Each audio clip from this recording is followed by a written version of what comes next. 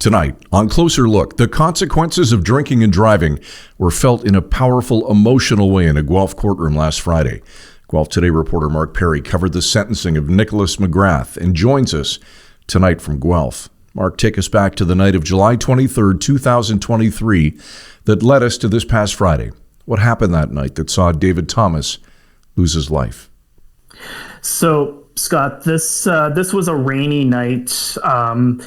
McGrath and two of his friends were inside this vehicle, this hatchback, and they were going up this road. All three of them, according to the courts, were actively drinking at the time. We later found out that McGrath, who was behind the wheel, was over twice the legal limit. He had twice the legal limit of alcohol in his system.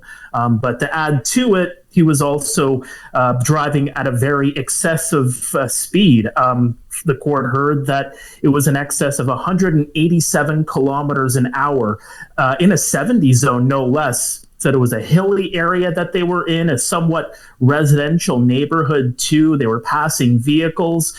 It was a whole microcosm of things that really kind of came together in this tragic instance. And as they came to a crest in the road, that's when, you're going up a hill and you can't really see, kind of ahead of you, if you will. The vehicle ended up rear-ending this pickup truck. It was driven by David Thomas, who was unfortunately killed in this crash. And they were told, cops in the area were told by neighbors that the neighbors that heard the crash, that it sounded like multiple explosions were going off. That was the impact of this crash. So, very tragic circumstances. McGrath himself suffered non-life-threatening injuries. Another person that was in his vehicle suffered non-life-threatening injuries as well. And of course, unfortunately, David Thomas ended up losing his life. He was pronounced dead in hospital that night. Mark, okay, let's head back to the courtroom on Friday. You described a very emotional scene.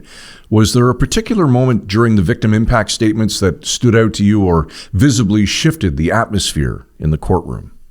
Well, I think the emotion in the courtroom kind of really started when the hearing first started. It was a 2-hour hearing, and I don't think the emotions really, subsided throughout. Right off the hop, it was victim impact statement after victim impact statement. You can really tell, just how his friends and family felt about David Thomas. David, was described as had an infectious smile, a man that, loved his camping, loved his fishing. And, the first victim impact statement was delivered by his mother, Karen. And, she was very strong throughout, but, had to stop a couple of times, understandably so. I think the emotion really started off the hop with that victim impact statement and kind of went through there. It was a very emotional scene, to say the very least. Mark, the judge in the case used the phrase "a time bomb waiting to explode," which some would say is very strong language. And how did McGrath react in that moment? Well, he didn't really react whatsoever, other than looking over at David's mother when, as part of the victim impact statements, David's mother, Karen, had directed words toward Nicholas, towards Nicholas, and Nicholas looked back at her. But to his defense, he was also described by his lawyers as, very quiet person, not overly vocal, doesn't really express emotion all that well. Although did note later on, his regrets in the situation in his statement to the court. But I would say that he didn't really react to that in a very visible way, to say the very least. You noted, Mark, that the Crown expressed concern that McGrath didn't fully understand the role that alcohol played. Did that come through in anything that you heard or observed during sentencing? Again, not really visibly or vocally, other than what was expressed in the pre-sentence report delivered in copy form to the judge. It wasn't really read out in court in length, other than to say that, the words from McGrath in this report were as to say that he felt that it was more speed and not alcohol that played a factor in this crash. Mark, in the end, the two sides landed on a 6-year prison sentence. That seems to be on the higher end where drunk driving cases are concerned.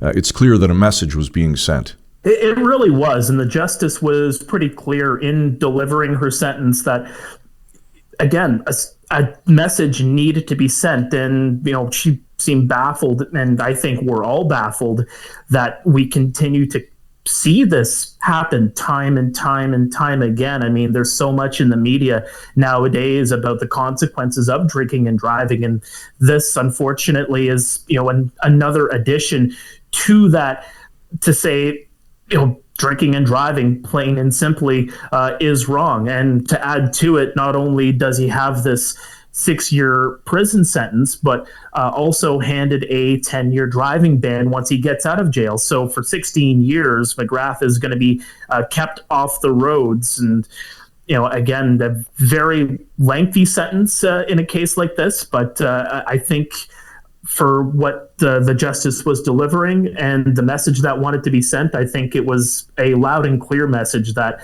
this kind of action, as she even stated, just cannot be tolerated. There's Guelph Today reporter Mark Perry joining us from Guelph, covering the sentencing of Nicholas McGrath.